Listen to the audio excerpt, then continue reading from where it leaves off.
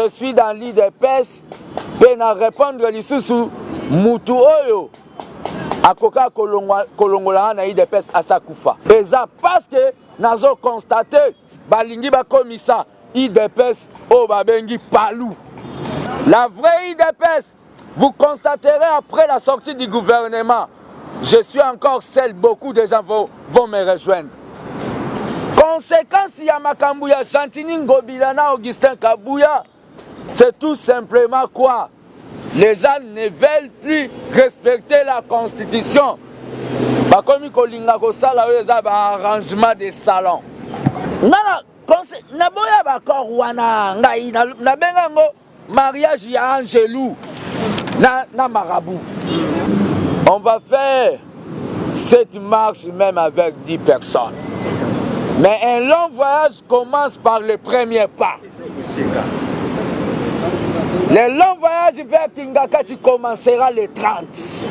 C'est un réel plaisir de vous avoir très nombreux, très chers internautes à travers le monde. Je suis la Mame Africa. Si c'est pour la première fois, je vous demande juste de vous abonner là-bas en bas. Je vous demande juste de faire partie de notre famille, la grande famille Congo Impact News. Je vous salue au nom de mon équipe, au nom de Valos qui est derrière la caméra. Je vous salue. Très chers internautes, derrière moi, il y a beaucoup de gens. Donc, ils ont un point de presse, mon corps, de fils Mukoko Azaki na UDPS Tshisekedi.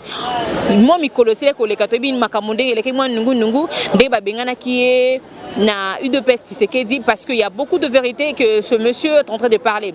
C'est vrai que traiter de tout. C'est la raison pour laquelle Aningi Kopé sa point de presse, sa point de vue par rapport à l'actualité à Mbokanabiso, mais aussi à Pesabiso jour parce que a proclamé qui récemment a marche, mais il y a Mourani là qui en gros cause au que annulé marche, mais aussi marche c'est pour quand. Suivant ce qui sera au menu de notre point de presse et on se retrouve tout juste après. Yaba Bougumestre, moi dans un examen d'état, à Tché Poudre, mais lobby batala dans le journal Combo Zati. C'est vraiment la honte pour un parti d'un docteur en droit, un parti légaliste. Yakomona Batu, Babanda Kosala o babengi amateurisme politique. Ngaler na melagi masanga, na langwaki, j'avais demandé pardon. Ces gens-là, basenga pardon à Artuana, M. Augustin Kabouya, je suis son nom. Asenga pardon à Artuana. Et Tshisekedi comme docteur en droit mal à l'aise. Que Oya ko publié et le comment est illégal dans un parti légaliste. Il faut senga pardon. Sokia ko senga pardon te a démissionné. Il doit démissionner. Ou bien commission na ya discipline. Oye kata batusuki bakate pesuki. Il doit normalement démissionner. Nazomona batu, bazomema fanatisme na kati ya parti, na ba réseaux sociaux ba comme je suis Augustin Kabouya. Akufita à commettre acte moko ce qu'on est en train de faire aujourd'hui. Bokomi kolinga kosala esprit d'équipe, au lieu ya kosala esprit du peuple. Mutasali erreur tellement que yenda ko signer pour bozwa poste. Bozo comme je suis Augustin Kabouya. C'est la honte. La vraie IDPS, vous constaterez après la sortie du gouvernement, je suis encore seul, beaucoup de gens vont me rejoindre. Je l'annonce à ce jour. Les gens vont comprendre que Babanda Kobeta Bango, Balobi, Baformol, Babanda Koko Sabango, Naïde, Bati Kaka Kabilisme Kende. Conséquence, il y a Makambu, ya Chantini Ngobila na Augustin Kabouya. C'est tout simplement quoi? Les gens ne veulent plus respecter la constitution. Bakomi kolinga kosala oyo eza ba arrangement de salon. Ba arrangement avec de nouveaux amis de Kingakati. Conséquence yangwa. Soutenir kana malobate. On a besoin de faire les tracts. On a besoin de faire des banderoles. La marche doit être agrémentée, c'est-à-dire qu'on a besoin de fanfare. Ngana Salarati. Je demande na bao nyonso balingi topesa président Nabiso Maboko naweza cheval de bataille nae bako contacter nga, mon numéro est déjà connu. Que les gens cessent de dire que makambo nga nazo sala ezapo na zwambongo. Non non non. Eza parce que nazo constater balingi bakomisa IDPS o babengi palou. Bazolinga bakomisa IDPS mbwa ya kopala zanga mini. Quand un journaliste vient atteindre un micro, bakaneli akota sous permanence. Le combat de ces partis est l'itara pour la liberté d'expression. Et boum, à cause d'un individu, esprit d'équipe. Je suis en train de dire, pour vous donner la parole s'il y a des questions, à M. Kabila, qu'il sache, à Tazu Batissé que disent, Oya comme si Bango Batwa Kingakati. Moi je suis là, je vais défendre l'idéologie de l'IDPS. Et quand je suis en train de parler, je sens vraiment l'aura de Tshisekedi. Malgré mes défauts, Bato Balinga Kangai, O Bayo Kanga, Bako soutenir na mabonde lipe na ba prière.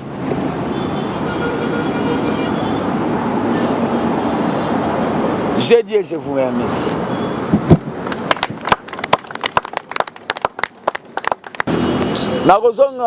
C'est la deuxième question. J'ai donné toute ma jeunesse dans ces partis.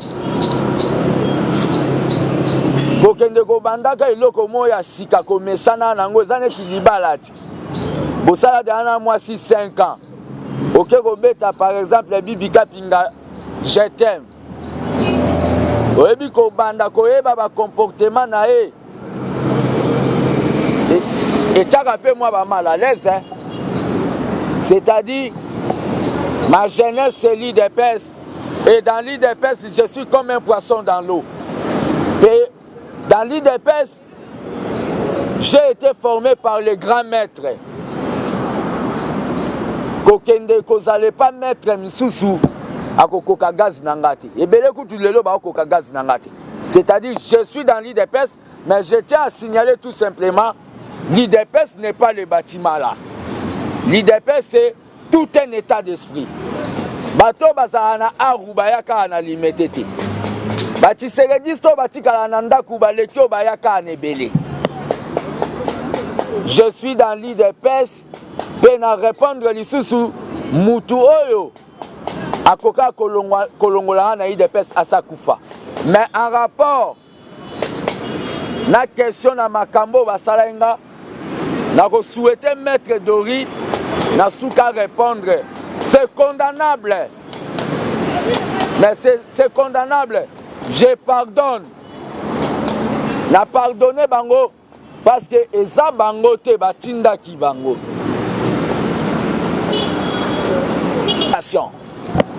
Na acte à barbarie. Mais Nzambe tellement Nzambe. Basimbi touche. Va présenter Baboukou Mestre illégal. Question.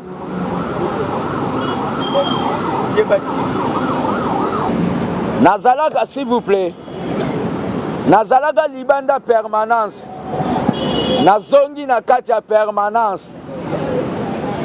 Nasali le côté na lancé marche le 22. Naya na kota na porte à permanence baboyi na kota. Nazolinga so rappeler na rappeler.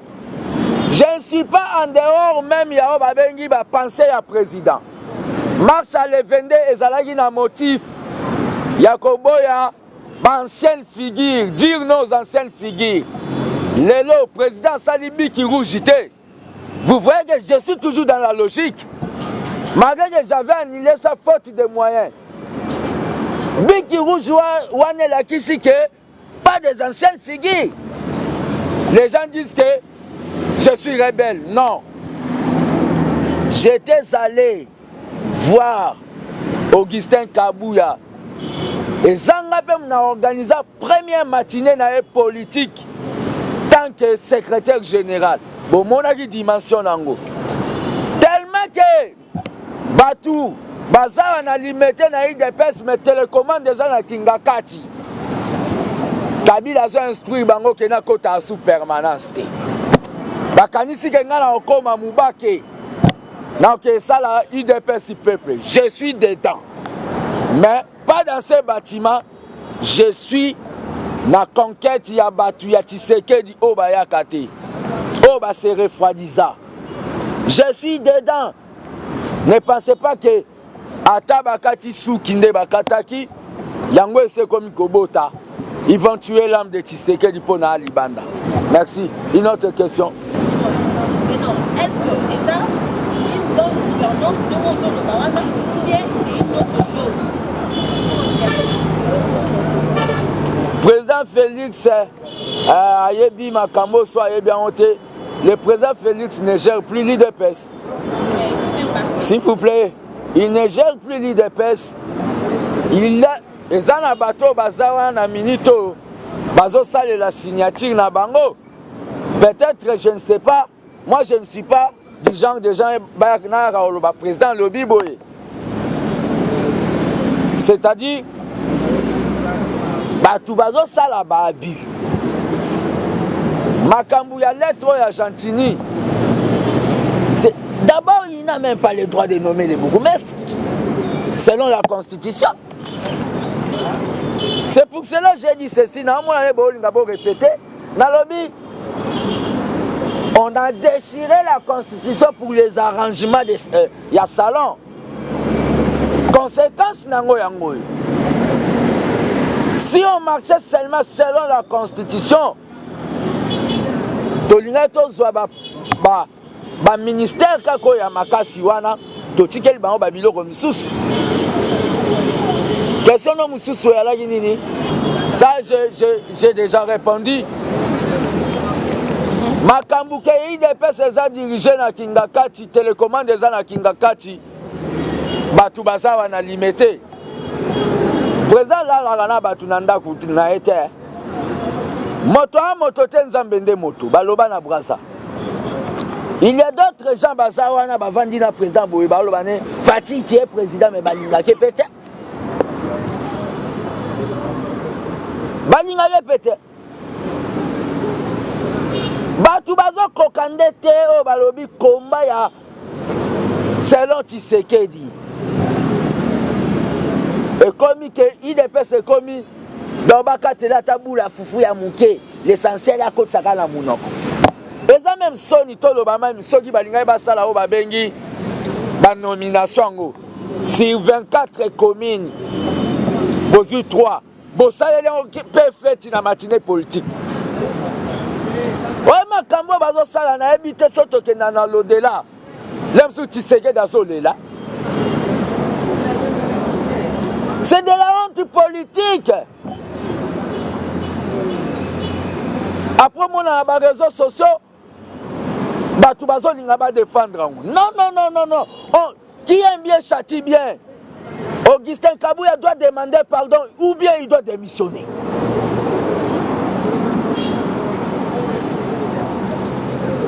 L'erreur est humaine.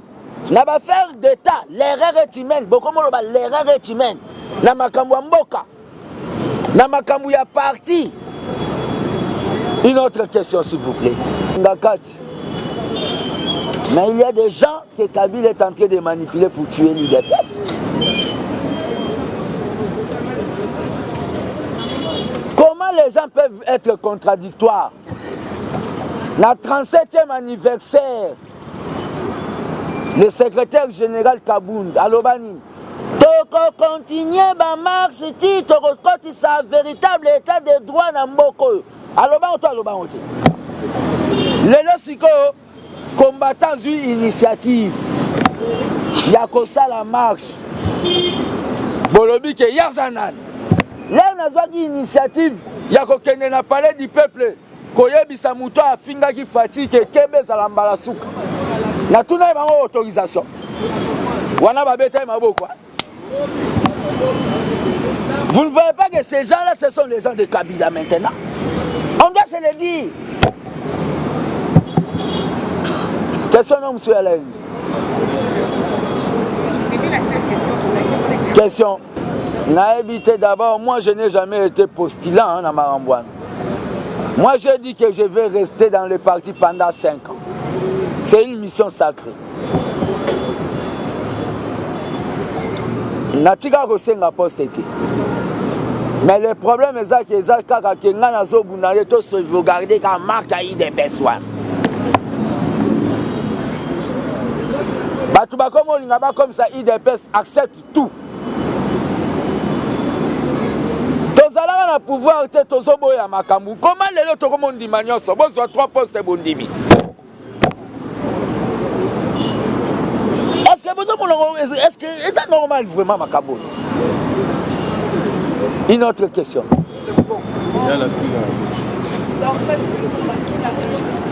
Jamais natira kondima bakor wana. Natira kolinga jamais bakor wana.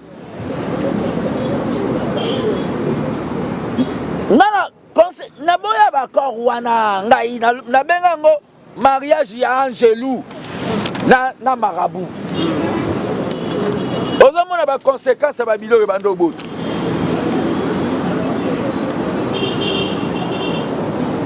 Accord wana bakenda nde ko signer yango et pas bateau ba mataka na cheval.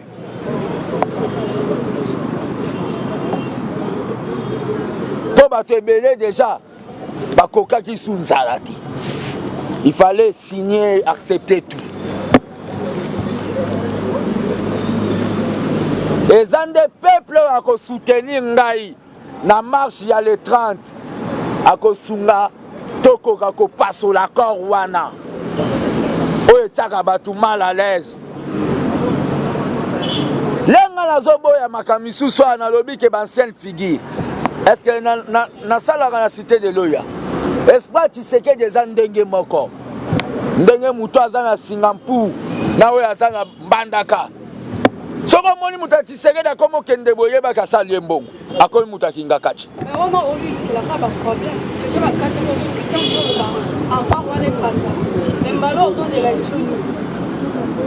même Nazali oyo naza combattant. Naloba souvent que nakufa kala na zela kana pola. C'est que son naza déjà bembe po na Congo. Ata nakufi physiquement na obangani. Makambo nazo sala na yebi ke naza na benemi. Même au sein de mon parti politique. Batu tout bozo yamba na ba réseaux sociaux. Batu tout bozo yamba na ba réseaux sociaux. Soko yoki azo condamné ngezaka po batindela kembo. Bona comprenant tena minu nange longwande ni pe ba mamango apoto balinganga. On va faire cette marche même avec 10 personnes. Mais un long voyage commence par le premier pas. Le long voyage vers Kingakati commencera le 30. Une autre question.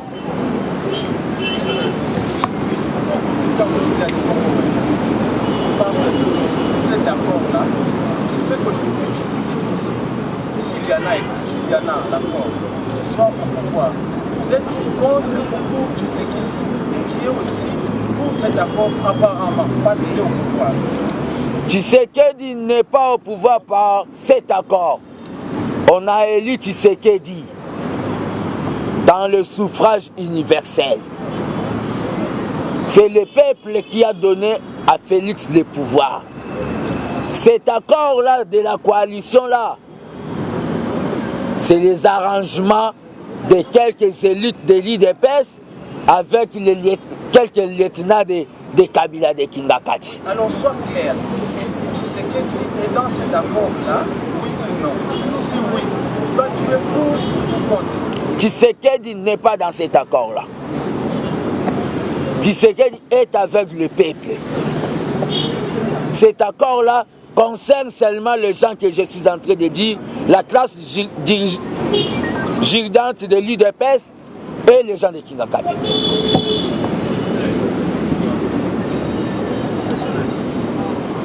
César Kamoto pendant la télévision. Tout à l'heure, le président n'a jamais parlé de l'Est, je suis d'accord avec lui. Mais il y a une initiative à marcher aux yeux. On a une armée de bâtisseurs, artistes et guidistes. Basali, même au Maroc, on a eu Makazo chéri de peste, mais il a un mot. Bayer, il y a tout le monde, oui, Salimaki, il de peste à pouvoir, oui, tout ça là derrière. Mon nomination, il y a l'égalité. Et le secrétaire général de l'IDPS, c'est que non. Le gouverneur a pris nommé les abérères, ils ont très fatal. Oui, il faut que ça parti vraiment, il y a une de baisse Même qu'il y a, c'est quoi? Vous croyez que Fatih a eu qui a regretté? A eu qui a Biwala Welat. Quand vous voulez faire des histoires sans consulter vos collègues, allez dans ces matinées politiques, vous ne verrez pas au cadre de PES Bayaka. On prend les fanatiques présents parlementaires des Bouba Van si on n'a pas dit. Même les histoires qu'on est en train de dire, on a CEP n'est pas une personne.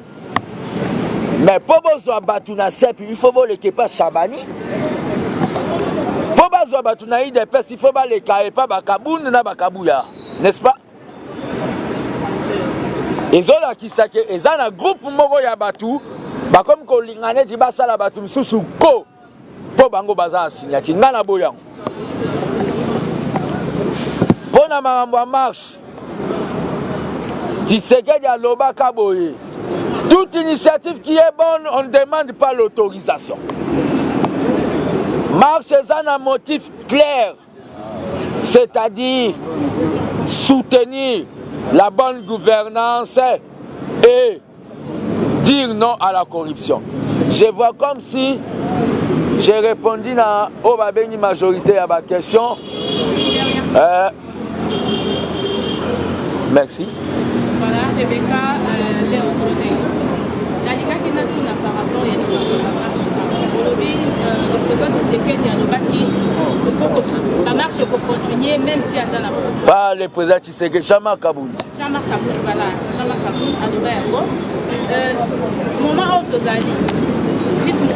des villes depuis le 8, la côte ça lettre, il y a information parce que dans un régime, il y a information. Na côté ça qui lettre déjà dans l'hôtel de ville, nous avons accusé de réception en haut.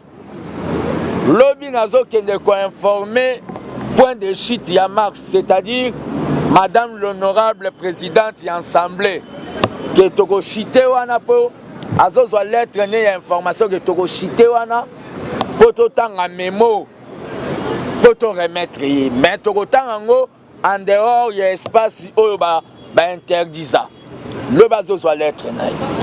Oh le que précaution par rapport à la marche. Déjà quand l'hôtel de ville est informé, l'hôtel de ville doit informer celui où il y a la direction et à la police. Là, déjà je vois le général Kassongo. C'est-à-dire la marche aura bel et bien lieu. Pour motif nango et le but est oui. Le terrorisme. Motif est clair. Que les fanatiques ne viennent pas à Bangote. Mais nous allons marcher avec Obabengi Batiségédiste.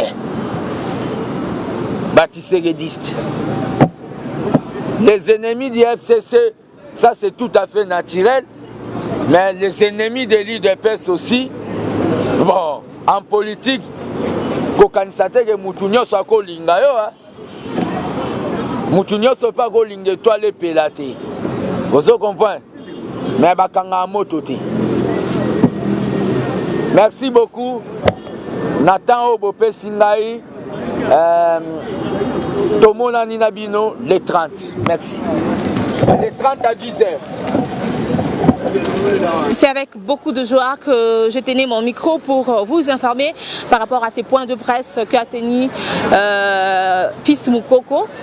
Vraiment, qui ensemble, qui idée à Fils Moukoko, puis à le but, les 30 oyo, les 30 marches, et qui pleuve, qui neige, il y aura marche.